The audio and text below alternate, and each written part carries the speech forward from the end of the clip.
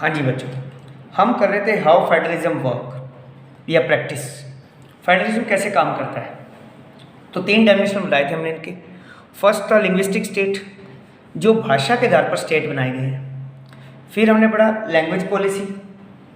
ठीक है, language policy में हमने देखी है, तो उसमें हमने पढ़ा बच्चे, आपको पता ही है कि लैंग्वेज पॉलिसी में हिंदी को हमने बनाया। हिंदी नेशनल लैंग्वेज नहीं बनाई, ऑफिशियल लैंग्वेज बनाई। ठीक है, इससे फेडरलिज्म अच्छा चलता रहा। आज हम पढ़ रहे हैं सेंट्रल स्टेट रिलेशन। बच्चे तीनों पॉइंट आपको याद रखने पड़ेंगे फेडरलिज्म में, तभी लेसन क्लियर होएगा। लिंग्विस्टिक स्टेट्स में आपने सिर्फ कहना है कि स्टेट्स बने थे किसके आधार पर, लैंग्वेज के आधार पर। लेकिन लीडर्स में फियर था एक, कि कहीं पर वो वापस अलग ना हो जाए अपने सेंटर से, लेकिन ऐसा नहीं हुआ, फेडरलिज्म चलता रहा। फिर लैंग्वेज की बात बताई मैंने, हिंदी को लेकर नेशनल लैंग्वेज नहीं बनाया। अगर हिंदी नेशनल लैंग्वेज हो जाती तो अदर लैंग्वेज की जो 21 लैंग्वेज है उसका बहुत इफेक्ट पड़ता। ठीक है, बाकियों पर भी वो भी कहते हैं कि हमें क्या बनाओ, नेशनल लैंग्वेज बनाओ, कॉन्फ्लिक्ट होता।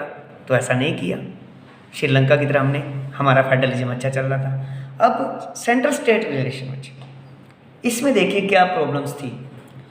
अब आपको मैं बताता हूँ कि बच्चे आज से कोई 10-15 साल पहले, 20 साल पहले, 50 साल तक, 60 साल तक एक ही पार्टी ने राज किया, सिंगल पार्टी, जिसे वन पार्टी डोमिनेंस बोलते हैं, कांग्रेस।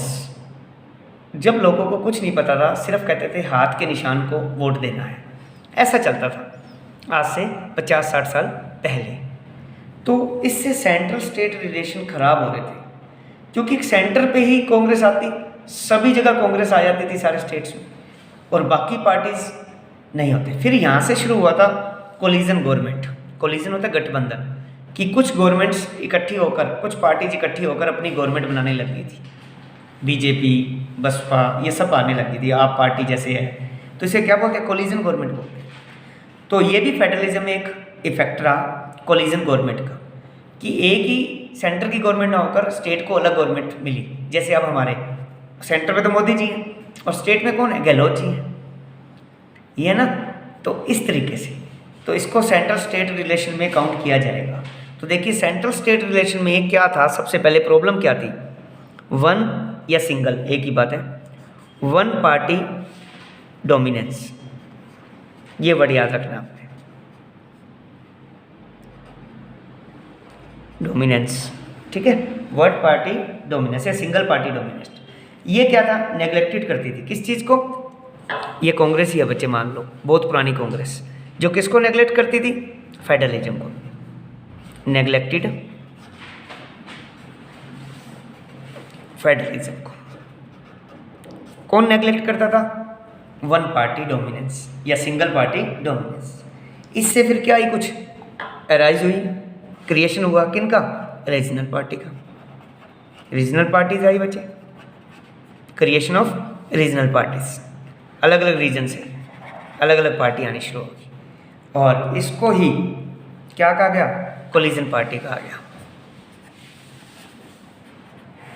कोलिजन पार्टीज कहा गया। ठीक है, और कम इन पावर, ये भी पावर में आने लगी और इनको भी सेंट्रल गवर्नमेंट ने पावर देनी शुरू कर दी। ये भी फेडरलिज्म का पार्ट बन गया। कौन सा point, central state relation. Central state relation कैसे क्रिएट हुआ बच्चे, कोलिजन पार्टी से। पहले सिंगल पार्टी थी, डोमिनेंस करती थी, नेग्लेक्टेड हो गया, फिर अलग अलग पार्टी को मौका दिया गया, फिर कोलिजन पार्टीज आई, गठबंधन होता है कि काफ़ी लोग मिलकर एक पार्टी बनाने लगे और इलेक्शन के थ्रू फिर पावर उनके हाथ में आने लगी। तो स्टेट और सेंट्रल रिलेशन इस तरीके से अच्छे हुए फेडरलिज्म में। अब बच्चे 3 पॉइंट हैं, दोबारा सुन लो आप अच्छे से। देखिए पहला पॉइंट आपका ये था, फेडरलिज्म पढ़ा था हमने, creation of state, basis of language, leader fear थे। ठीक है, लेकिन एक्सपीरियंस क्या शो करता है कि एडमिनिस्ट्रेशन ईजियर हो गया था। ये आपने पूरा का पूरा पॉइंट पहला याद रखना है। लिंग्विस्टिक स्टेट्स, स्टेट बने थे बच्चे से, किसके आधार पर, भाषा के आधार पर। After that we have read about language policy. हमारी कोई नेशनल लैंग्वेज नहीं है, हिंदी ऑफिशियल लैंग्वेज है, और 21 अदर लैंग्वेज वर रिकॉग्नाइज्ड। ठीक है, और भी भाषाएं हैं, उनको भी फिर बनाना पड़ेगा, लेकिन हर स्टेट की अपनी ऑफिशियल लैंग्वेज है। पंजाब की पंजाबी, गुजरात की गुजराती। ठीक है, इस तरीके से स्टेट को भी नेशनल लैंग्वेज नहीं दिया गया, क्या दिया गया, ऑफिशियल लैंग्वेज का दर्जा दिया गया, तो किसी लैंग्वेज को इम्पोर्टेंस नहीं दी गई, सबको इक्वल माना गया। तो ये भी एक बेनिफिट हो गया किसका, फेडरलिज्म का, कि फेडरल में अच्छा काम कर रही है हमारे इंडिया में। आफ्टर दैट स्टेट और सेंटर के रिलेशन, पहले वन पार्टी डोमिनेंस था जो नेग्लेक्टेड था फेडरलिज्म में, रीजनल पार्टी आई, कोलिजन पार्टीज बनी, कोलिजन गवर्नमेंट बनी जो पावर में आई, ये सेंट्रल स्टेट रिलेशन को अच्छा बनाया और इससे फेडरलिज्म काम करता है। अब बच्चे फेडरलिज्म की डेफिनेशन, फेडरलिज्म के फीचर्स, फेडरलिज्म के टाइप्स और उसके बाद यूनिट्स जो बताई थी अलग अलग मैंने गवर्नमेंट की, और 3 पॉइंट ये वाले बता दिए मैंने फेडरलिज्म कैसे काम करता है। तो आपने ये अच्छे से पढ़ लेना है। अब 1 और 2 वीडियो जो हो रहे हैं वो कंप्लीट करा के फिर टेस्ट लेंगे आपका, ठीक है। और आपको सिलेबस में आज सेंड कर दूंगा सारा आपका, जितने भी लेसन हैं और कैसे कैसे टाइम टेबल पूरा कल, आज या कल में, और उसके बाद आपने टेस्ट देना है मुझे फेडरलिज्म का। ओके बच्चे, और नोट्स भी जल्दी से आपको मैं रिटर्न प्रोवाइड करवा दूंगा, जल्दी से जल्दी इसी वीक में, या PDF या offline notes. Okay, thank you, have a nice day.